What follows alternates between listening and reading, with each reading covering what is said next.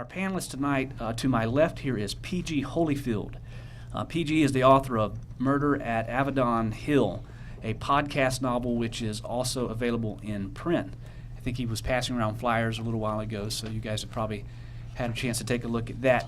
P.G. has driven all the way from Charlotte to be with us tonight, where he lives with his family and podcasts from his studio there. To P.G.'s left, to you guys' right, and I took this from Wikipedia, Murr, I hope that's okay. This is from Wikipedia. Murr Lafferty is an American podcaster and writer based in Durham, North Carolina. She attended the University of North Carolina at Chapel Hill and graduated with a degree in English. She was, until July 2007, the host and co-editor of Pseudopod. She is also the host and creator of the podcasts Geek Fu Action Grip, which is on hiatus according to Wikipedia, and I Should Be Writing. To Murr's left and to you guys' right is Elisa Lorello. Elisa earned her bachelor's degree in psychology in 1999 and her master's in professional writing in 2003 from the University of Massachusetts, Dartmouth. Since then, she has taught writing full-time and currently teaches at NC State University. Her blog, Kairos Calling, is devoted to the craft and joy of writing. Thank you all for being on the panel tonight. Thank you. And thank you guys for coming. Why don't we give them a round of applause? Yeah, thank you. Let's start first by talking about, of course, podcasting your fiction. What does it entail? Why don't you get us started there, PG? Okay. I guess we can take a step back, talk a little bit about podcasting in general. And podcasting is an outgrowth of blogs. With blogs and the advent of RSS feeds, which gives people the ability to subscribe to blogs so that you can go out and find web content, whether it's news sites or blogs, and subscribe to them so you don't have to go back to the site every day to find if there's new information. The content gets delivered to you. After that was around for a couple years, gave the ability with additional coding within RSS to allow audio files to be inserted in these blogs. Or any file, really. Or any file. And then you can, again, subscribe to these audio blogs, and you can get the content delivered to you so you can listen to the audio files at your convenience. For me, I finished Murder at Avedon Hill in 2006 and started podcasting it in June of 2007. And I'm about halfway through, and I've got about 5,000 listeners, and it's been going great. One of the neat things about the podcasting of these novels that has really begun to take off, of course, is its marketing potential. And as you can tell, if you know, in that case, you've got 5,000 listeners, and a lot of traditional publishers, or I should say a few traditional publishers, are beginning to take notice of how this affects their debut novelists. If somebody develops an audience with a podcasted novel of 5,000 listeners, or 30,000 listeners or whatever, that's an established audience that's aware of that novel before it goes to print. And traditional publishers are picking up on this as a marketing tool. It's a good way to kind of get established as an author. Now, Murr, you've recently sold the rights to your book, Playing for Keeps, Yes. right? To a small press publisher. Congratulations. Thank you. So talk a little bit, or tell the audience a little bit about the differences between creating the podcast of the book and then now that it's going to print. What are some of the ways that you are writing for your audience with a podcast novel in contrast to a print novel? Well, I wrote the novel to be sold in print. I didn't write it specifically for podcast, but when I did the podcast, I decided to do as much as I possibly could. I released it via audio. I released it via PDF, which is also a podcast. Like I said, any file that you can download can be delivered via podcast, PDF, video, audio. And I actually put some video in the feed. I had one of my fans, I sent him a script, and he acted it out essentially as one of the characters from the world that I created. And I built up so far the listenership is up to about 17, almost 18,000.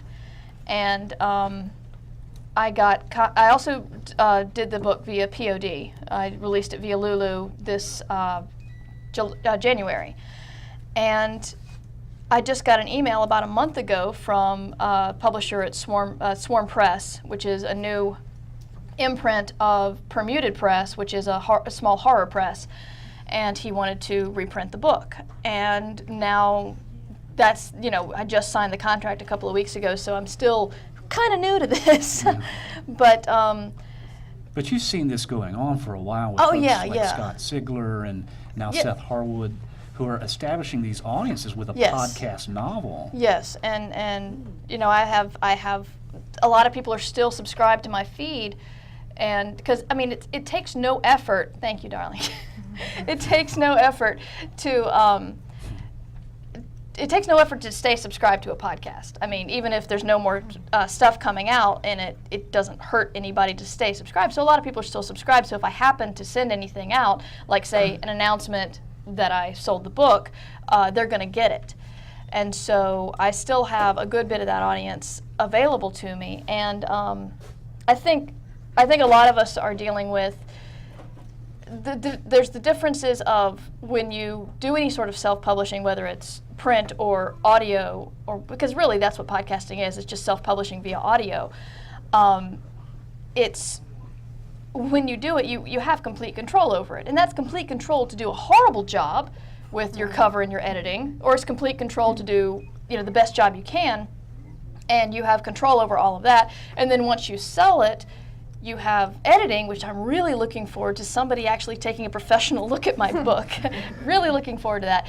But now I've kind of lost control over the cover and that kind of design. And so I'm learning to, I haven't seen any cover designs yet, but I'm gearing up to do the whole compromise thing and let that part go.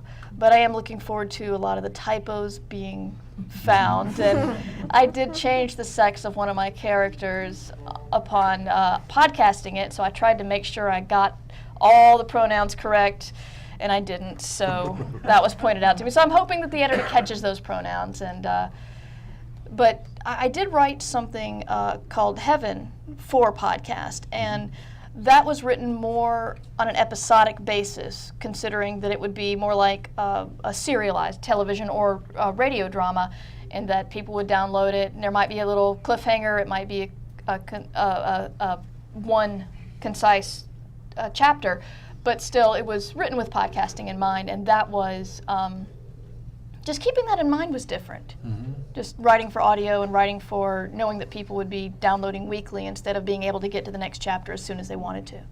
Well, my concern with this discussion is a lot of this podcasting stuff, I don't want it to go right over everybody's head.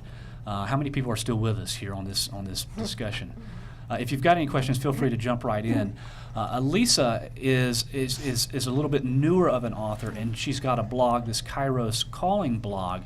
And I thought it would be interesting to have you on the panel to talk about the sort of the purpose behind just having a blog and what you see as the purpose of that. Because I would assume that there's probably a few people who haven't started blogging yet who are just about ready to take that next step. So what would you say is the purpose, what do you see as your purpose for Kairos Calling? Well, originally I started it, I was keeping an online journal that was really exclusive, and anybody who was reading that was there by invitation. But out of that, there were conversations I was having about writing and about things that I was encountering with my own process and with other people's process. And I realized I wanted a larger audience for that, and I realized also I wanted, it deserved its own forum than part of the daily ongoings of this other journal that I was doing. So I think that's what started the blog, just devoted solely to writing and not all the other drama and nonsense and boring stuff of my life, and just kind of compartmentalize it for that.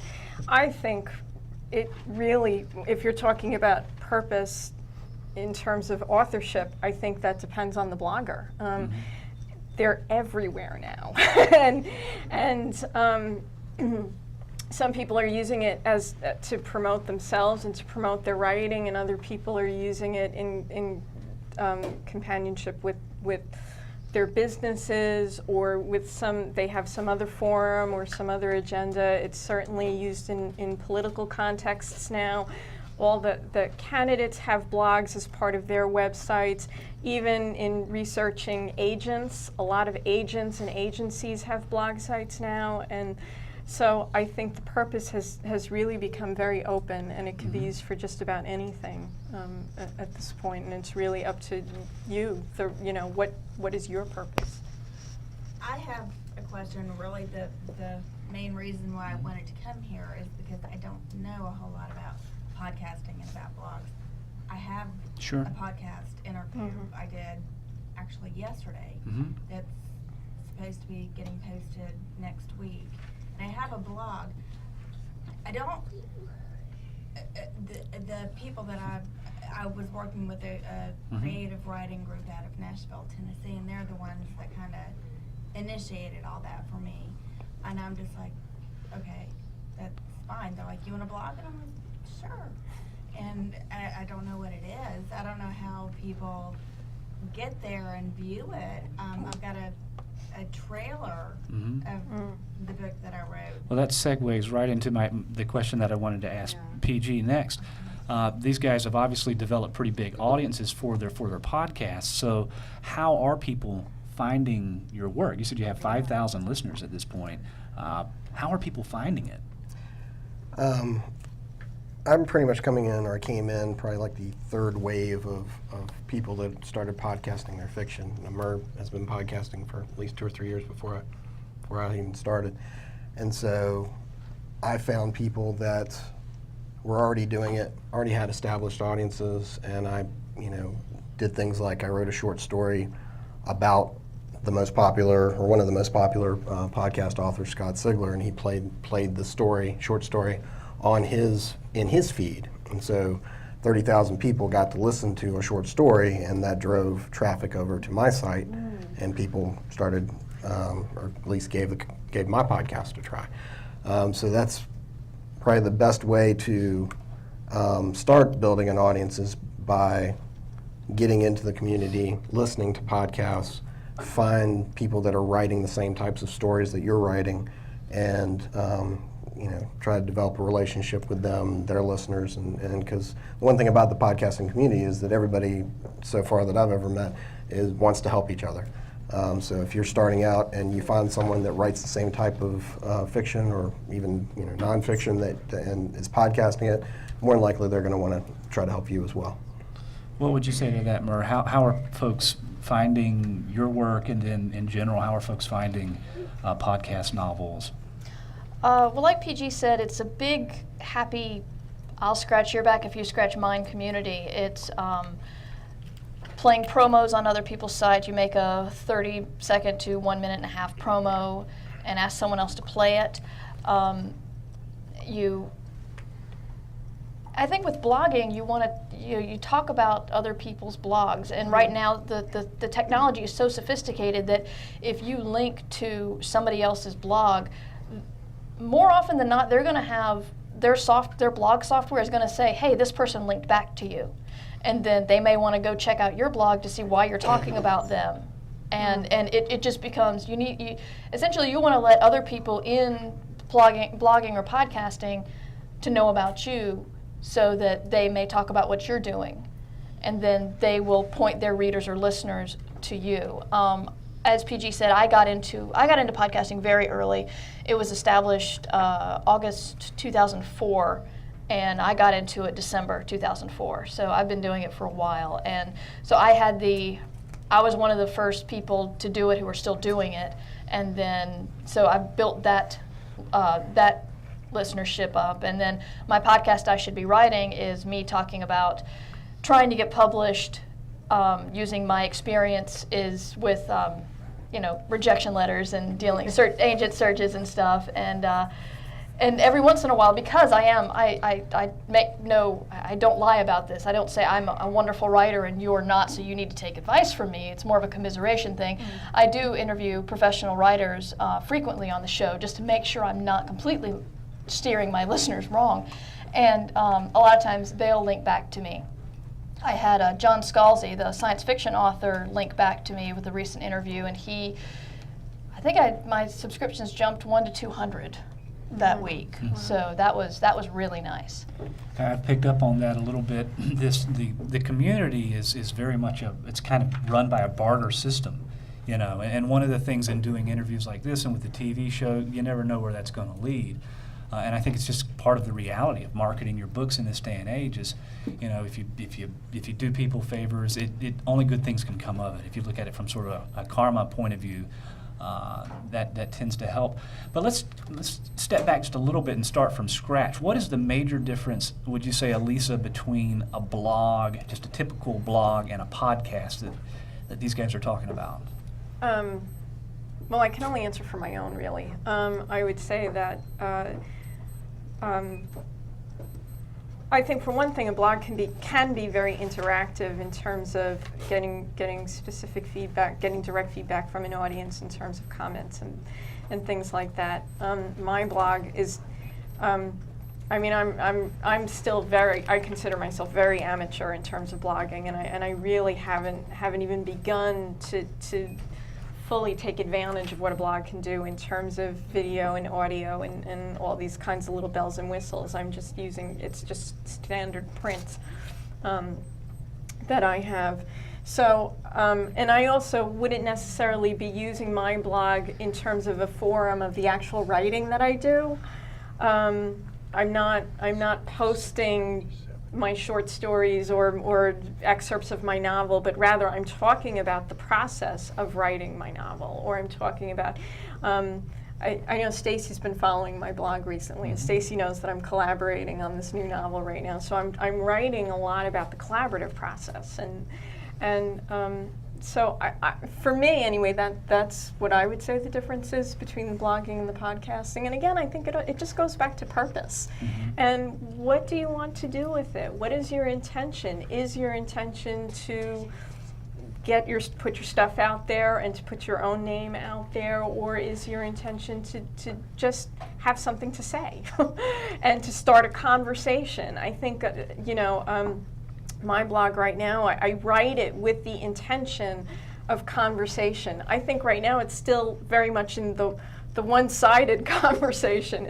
It's a lot of just me doing a lot of talking, but I always write with the intention that there is a reader or a responder, or they may not be typing in the comment, but they're responding to it in some form. PG, what would you say is, or go ahead, Myra. I wanted to say something in relation to that. One big complaint of beginning podcasters is they're not getting any feedback. And there's two rules to this, which is you have to ask for it.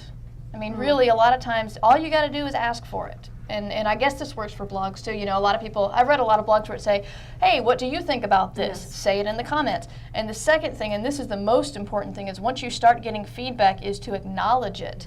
Yes. I am guilty of this on my blogs. I'm not good with answering comments, but I always answer my email and any comments, emails about my podcast, or I also have a free voicemail line that people will sometimes call in and I get MP3s sent to me, and I'll play those on the show. So it's that's another thing about building community, is letting people know that they're heard. Yes.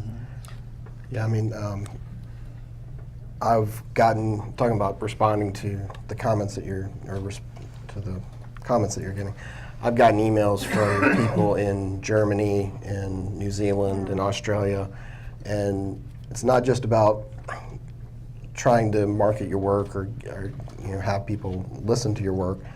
It's also the fact that you are building these relationships with people that not only are they potential readers of your work, but they're people that will spread the word for you. Yes. I have people that have taken my podcasts so far, which I'm about halfway through my novel, and they're burning it to CDs and giving it to friends at work to listen to, and getting more listeners that way. So it's definitely it spreads out, and as long as you can build that, then you're doing a good job. In fact, I have a good friend who is a blogger and married another blogger, and they met through their blog sites, their companion blog sites, and yeah, they're happily married now. I think we had a question in the back here. Yeah, to get this off the ground, do you have to go to like a company, like for a website, you have to go to a hosting company, or where would you do this? That's a great question. Let's answer that in two parts. Just for a text blog or a written blog, how did you find your blog hoster, if you will? I didn't do as much research as I probably should have, but I already had this online journal on livejournal.com, but LiveJournal I kind of found out is a bit more for a younger crowd.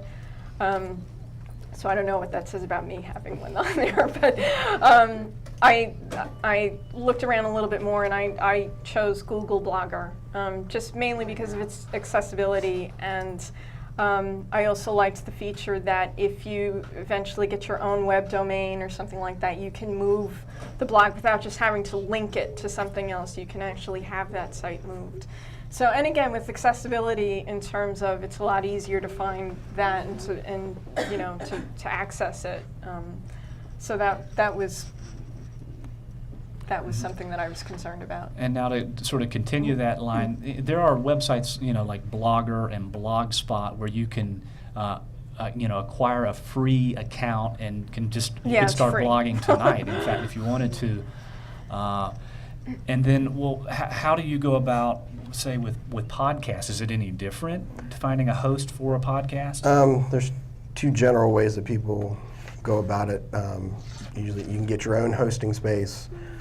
Good company, for example, is DreamHost, where you can buy domain space, buy your domain, have server space, and that allows you to easily upload your audio files, which you can't really do with the free blog service. Another option is Libsyn, which is libsyn.com. They have very inexpensive hosting there, and that's geared towards podcasters as well. So there's, I'm not sure, I don't use Libsyn, but do they have? The thing about Libsyn is they also have a blog that goes with the podcast, because actually podcasts need some sort of actually I don't understand all about RSS, but I do know that a blog is what makes a blog is that you can subscribe to it. It's not just updating your website every day. It's that people can subscribe to it, and then when you make a blog post and you put a file in the blog post, that's what makes it a podcast, is that people don't just read what's there, they download the file attached to that blog post.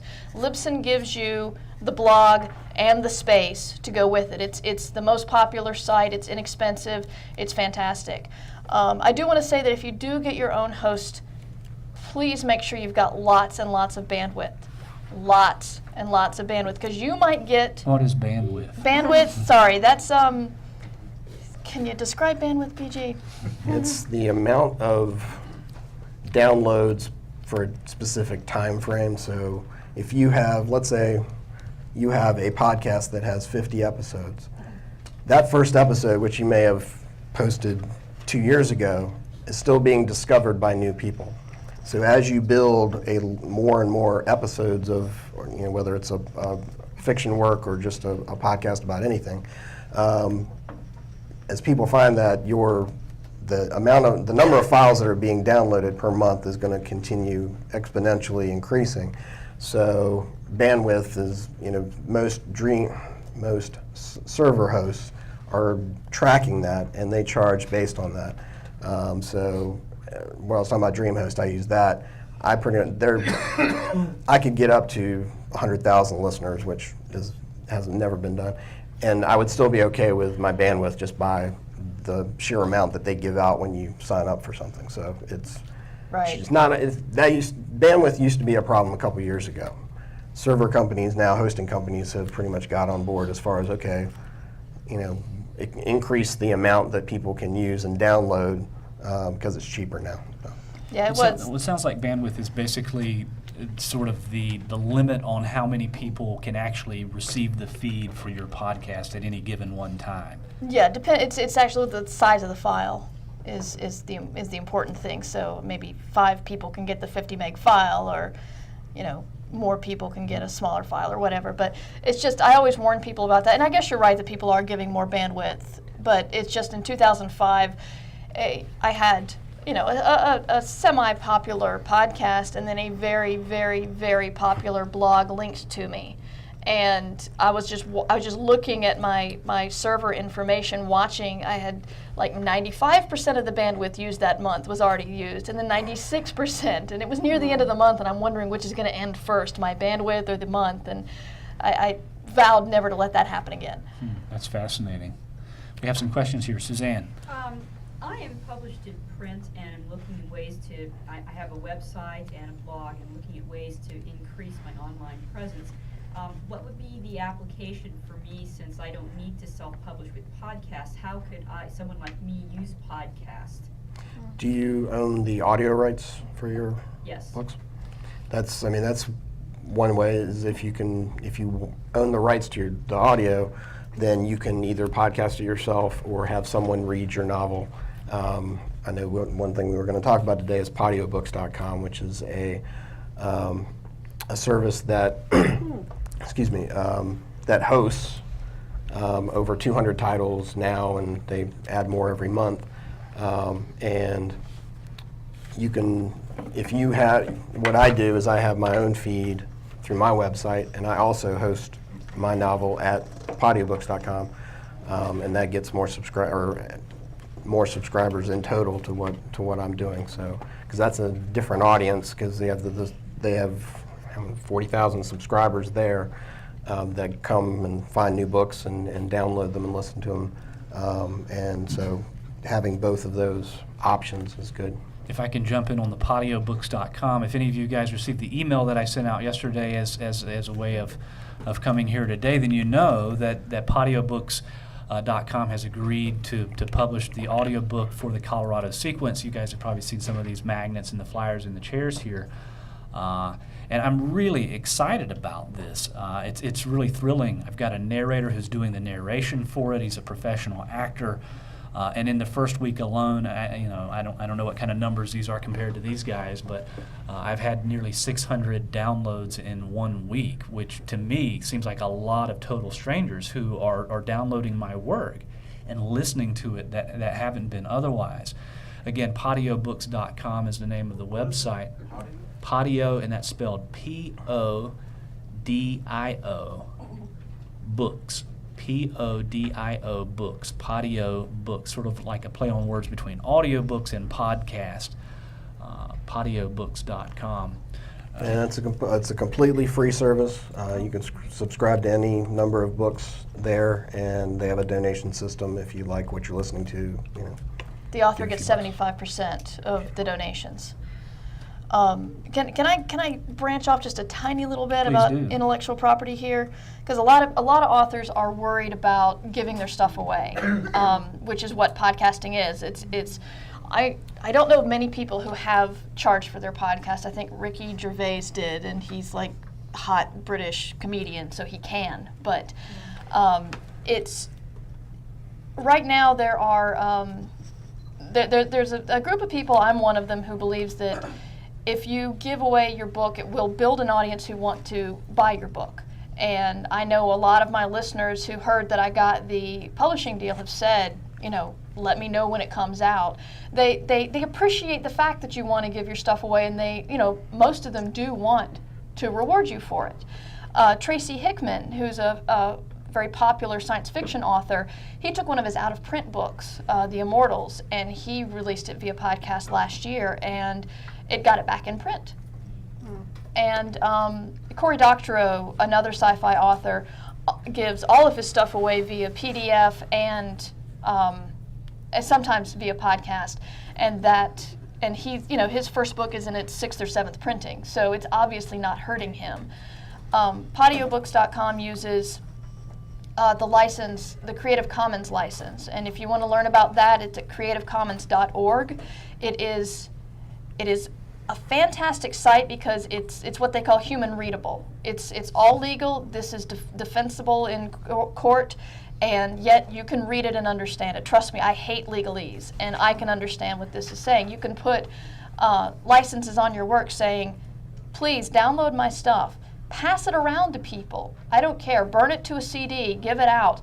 I just want to make sure you always keep my name on it. You never sell it, and you don't change it. That's right. Those are the three things. Mm-hmm. Yeah.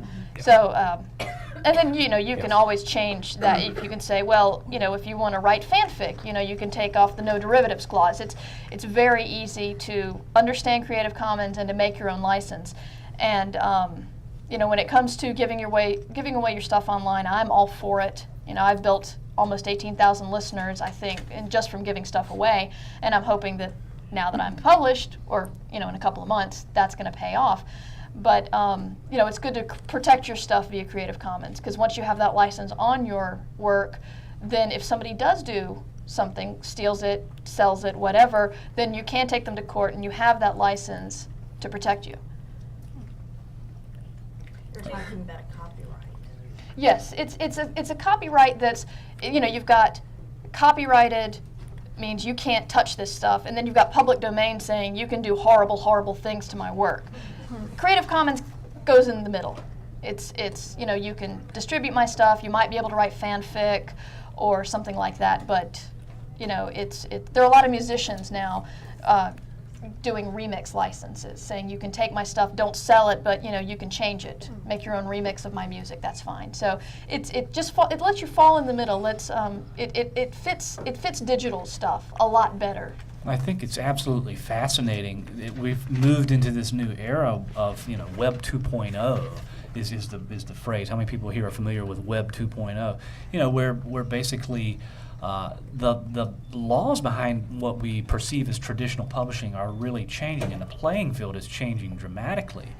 And I think some of these authors who are at the cutting edge and are on top of the wave and riding the wave are doing quite well by it. It's really fascinating. Taking a step back a little bit, Elisa, I've got a question here for you. I want to get you involved in this discussion a little bit as well. How would you say, because I'm sure a lot of folks here have blogs themselves, text blogs, which we saw the show of hands earlier. How would you say blogging changes or informs your fiction writing? Well, it inspired the novel I'm writing right now. I'm in a number of ways. For one, the premise of the novel was born out of an actual event that I had started writing about on the blog, and said, oh, this would make a really funny premise for a novel, and my co-writer, who is also the reader of my blog, said, you have to write that. You have to write that novel.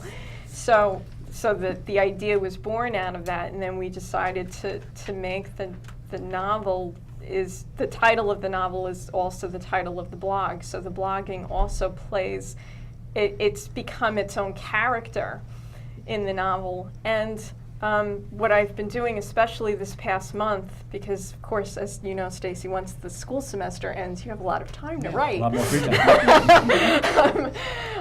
So I've been writing like a fiend for the last couple of weeks. So a lot of what I'm writing on Kairos Calling is about the process and about what's happening, and again about this, how well this collaborative process is working, because it's the first time I've collaborated on a novel, and so I think it helps.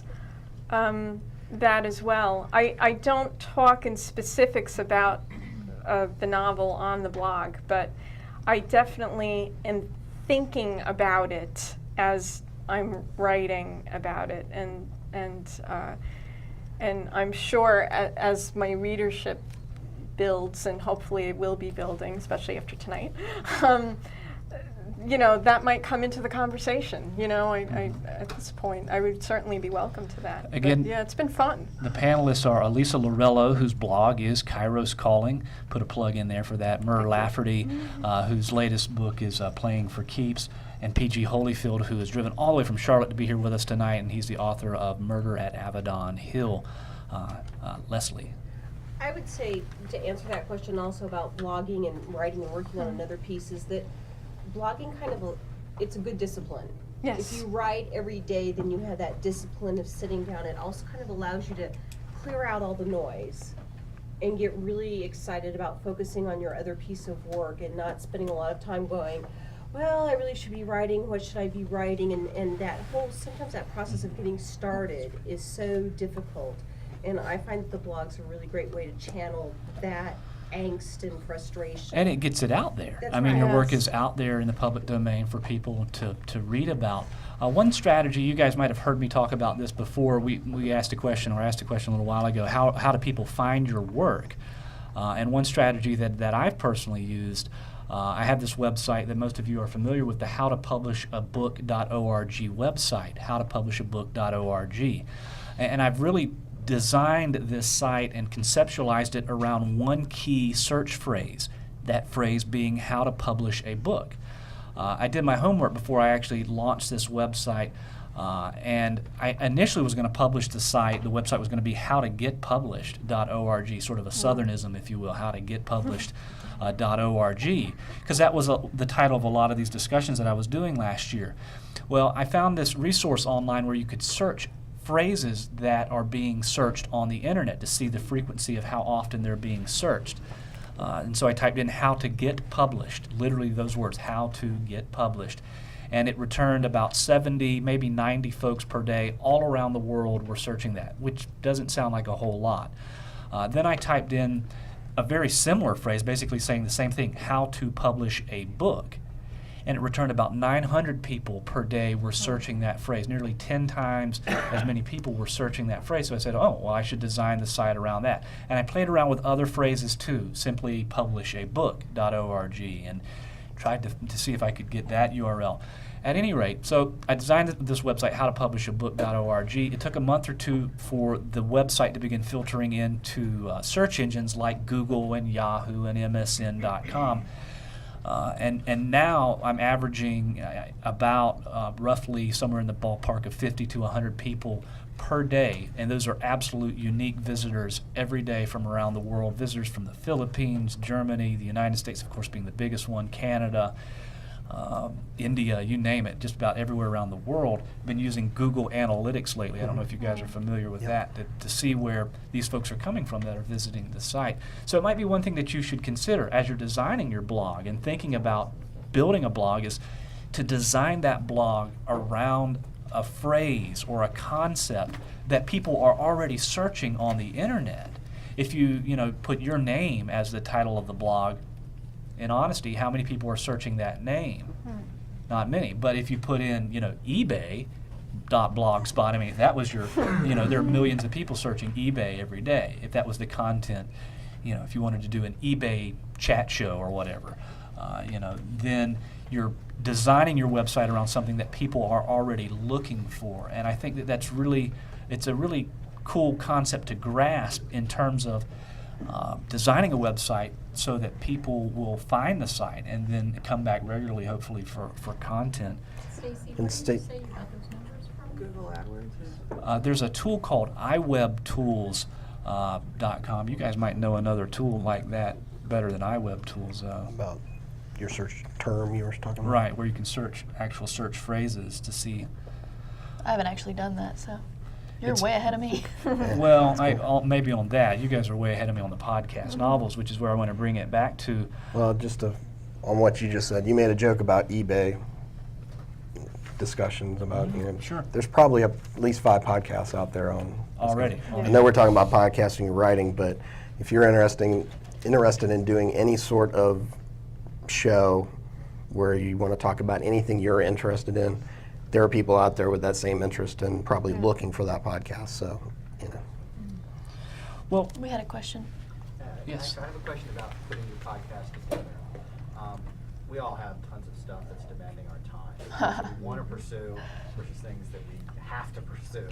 Yes. And I was interested in finding out, given that you have chapters of unknown length or shows of unknown length, how much time in any given week? Because I know you podcast weekly, and we listened to, my wife and I listened to Playing for Keeps and loved it.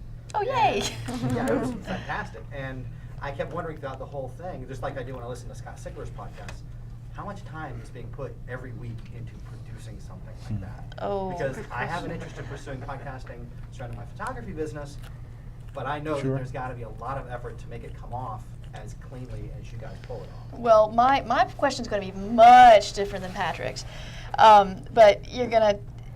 I believe that the rule of thumb is for every out for example, if you have an hour show, for every 1 hour you spend about 3 hours in production.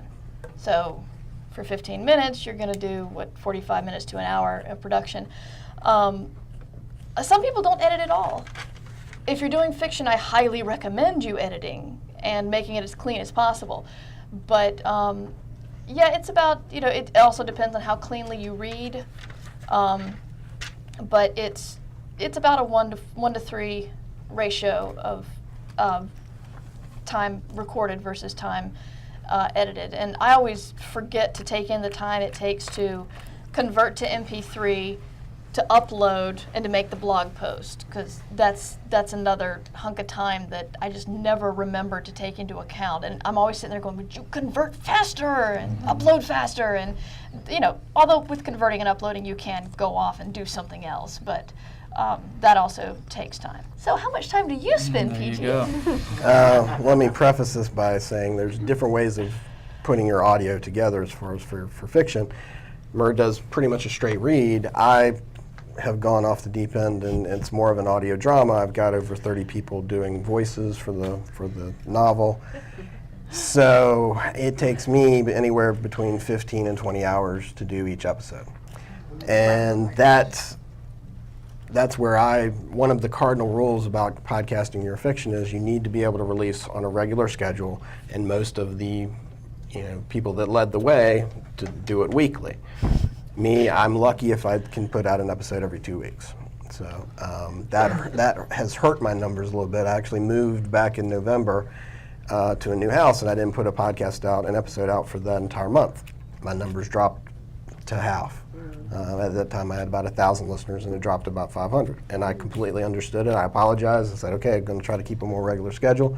And the numbers have built up, and they've, over the last 6 or 8 months, people have come to understand, okay, this is a stay-at-home dad. He's putting as much time into it as he can, and they haven't left as often, but they like to give me a hard time now. And that's, again, about the building a relationship with your listener. Want your work. They want to hear They it. want to hear it Yeah. badly, and then they will come to and they will leave comments where the blank is the episode. Yes. That's a great question. And I'd say, okay, where's my $10 Yeah, exactly. PayPal? You're getting it for free. With the TV show, I've got a little public access TV show, which this will be airing on eventually, and I'll put this up on YouTube so everybody can see it as well. I don't know. I consider myself a full-time writer at this point, and everything I do contributes to that, whether it's panel discussions here at Quail Ridge, the TV show, panel discussions in Wilmington.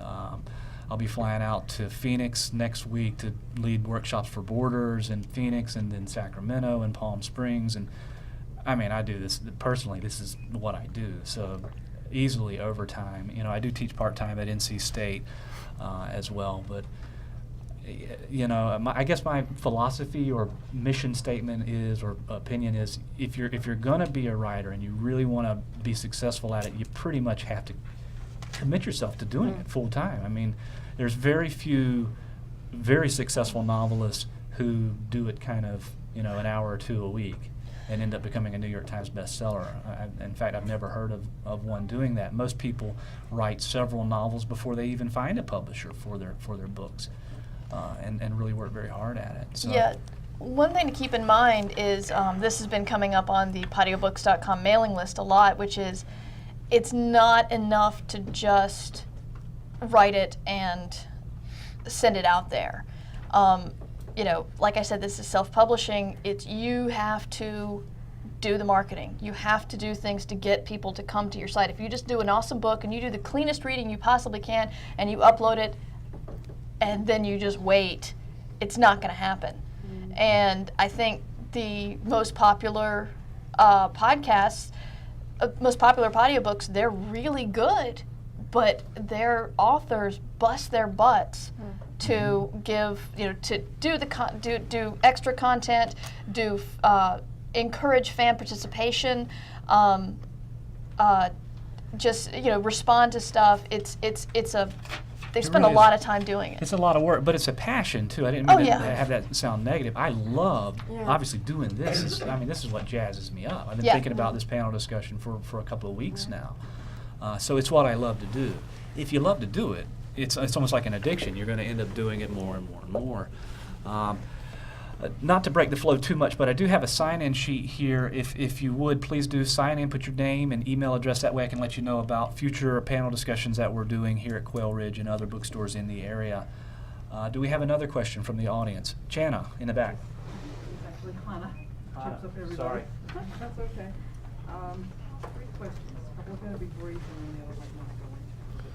The podcast broadcast, can that be audio or audio and video?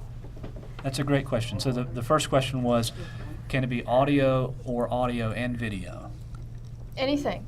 I mean, my feed had audio, video, and PDF. That my master feed for Playing for Keeps had all of that in it. So if you were subscribed to that feed, you downloaded all of that content. To start off, if you just want to start off with your audio, what do you physically need to get that going? And I'm dying of curiosity, your income. You've got some from your part-time teaching, and if you could go into a little detail on how that income has been generated to allow you to do this full-time. Sure. Well, in my case, I'll talk a little bit about that. I haven't really been asked before too much about how much money I'm making and that kind of thing. Well, I don't need the dollar amount, but just where is it coming from? From a lot of different sources. It really is. For example, I'm doing contract work right now for Lulu, which is why I'm going to be going to Phoenix. They're financing that for me to go out there and lead workshops at Borders for Borders and AARP. And that's being funded. It's billable time. I've been working with the national events manager at Borders to set up this workshop. With the book sales, the DVD sales, the teaching, I'm going to be working for Bedford St. Martin's this fall as well. Bedford St. Martin's this fall on a contract, which will have me speaking at different colleges around the state. So you really do pick up a lot of different kinds of income as a writer, and it's hell on your taxes at the end of the year. Let me just say that. So. But then my wife is a full-time, professor at NC State as well. She just landed her first book deal with Sungage for a $25,000 advance. We're not rich, we're living in a 1,200 square foot home, but we're doing all right. So things are good. But to answer your first question as well, with the video versus audio podcast, for the audio, I'm exclusively using Podiobooks.com. And I have my own little strategies there as well. They have a thing on Podiobooks, which at the top left-hand top of the page, they put the most recent updates. And so my strategy with this new Podiobook is always keep a new chapter on that freshest, updated thing. So that's where I'm putting the audio content. With the video content, I put all of that on YouTube first, and then it ends up at How to Publish a Book, and then the StaceyCochran.com website as well. Are you also asking about equipment on the well, you can have a podcast for $100 or less, and I'm counting like a year of Libsyn hosting, which is it's $5 a month, but they want you to buy a year, so there's $60 right there, and you can buy a cheap headset mic at Target for $20. I mean, you can start this on a shoestring. You don't need a huge bit of equipment. I will say that if you want to do your fiction or your nonfiction, you want to do your writing, I would recommend researching some equipment and getting some good stuff, because you want, whenever I give this advice, I always tell people, when you start podcasting, don't spend a lot of money. You may not like it. But with fiction, I say, you want chapter 1 to sound as good as chapter 30.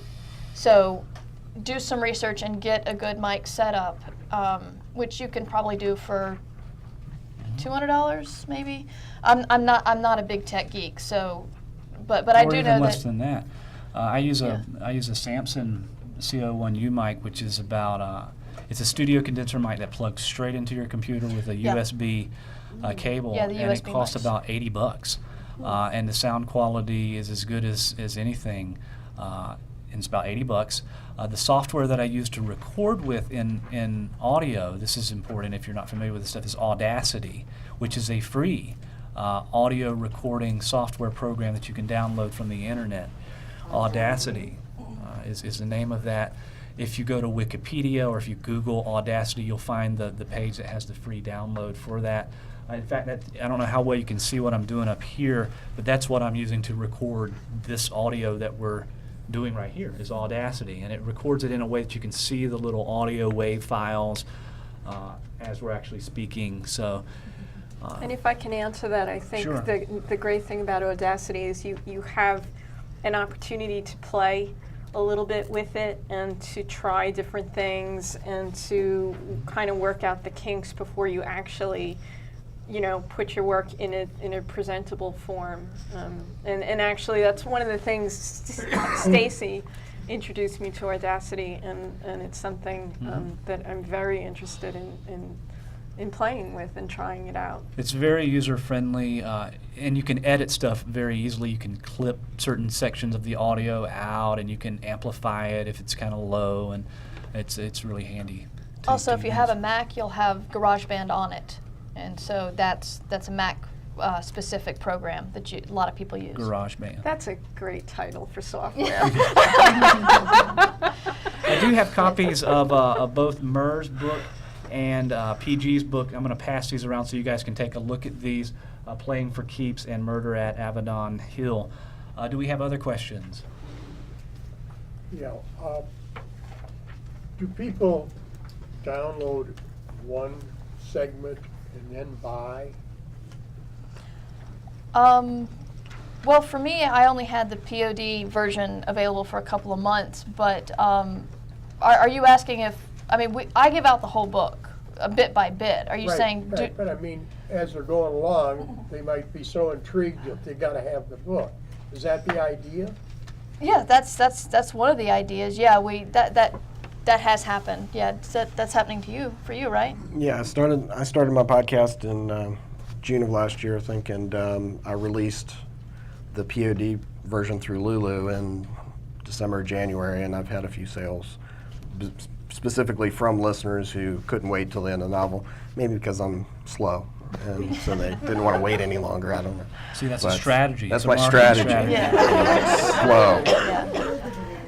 But I think that part of it is you have to push the POD version as hard as you push the podcast, and I didn't try to market that as well as I should have. But boy, am I going to do the next version. Yeah, one of Gonna my market goals the is hell out of to, at the end of the run, that's when I'm going to push. By that time, I'll have the POD version on Amazon if the Amazon dust settles from their decisions Yeah. about POD. And then at the end, hopefully everybody will be there at the end, and I'll say, okay, if you haven't bought the book and you're interested, please do it on Amazon and try to push it up the chart some to get noticed that way. I'm illiterate. What's a POD version? Sorry, Sorry about that. That's print on demand, and that's Oh, okay. the self-publishing. Yeah. There's a question. The lady in the back, please. Thank you. Do you use the pods to market not only for fans, but for speaking engagements or a conference workshop you might give as well? That's a great question. So do you use your podcast to promote Just like you speaking might events? If you, I write for magazines. and Sure. I'll give an online sample that they can look at. Do you give your pods for, instead of doing a $1,500 presentation packet for a company you might speak for or a conference you might do a workshop at? If I understand your question, you're talking about promoting other things as you're within the novel itself No, during the I'm actually podcast? asking if, to get work leading a workshop, or like Stacey is doing. Mhm. Do you use some of your pods as your own marketing instrument for yourself, as well as for distributing your novel or your nonfiction? I mean, Mer can answer that better than anybody because she co-wrote a very good reference book that came out of podcasting. If that Yeah, well, goes along I with what she's saying. I did get, through my networking and podcasting, I did get I co-authored Tricks of the Podcasting Masters, so it was through podcasting that I met my co-author.